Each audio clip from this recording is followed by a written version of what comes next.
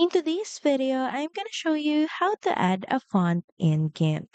So first, download a font file from a trusted site. So you can head over to this site, thefont.com.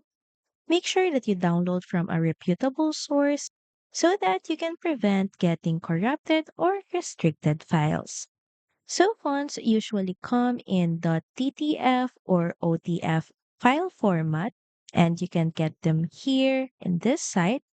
Now from here, just browse your preferred font and click on the download beside it. And the next thing you may want to do is locate the file of your font. And if it's inside a zip, first head over to your file manager and right click on it and extract it.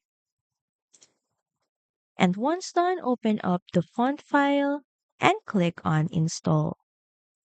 And from here, we can now close it. And the next thing you may want to do is restart your GIMP app. So just close it and open it up once again. After restarting, GIMP should then detect the new font automatically.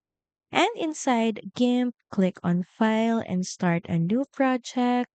Then instantly grab the text tool, click on any area, and here try searching for your newly installed font. You should see it already added and ready for you to use. And that's it. So thank you for watching this video and see you again on the next one.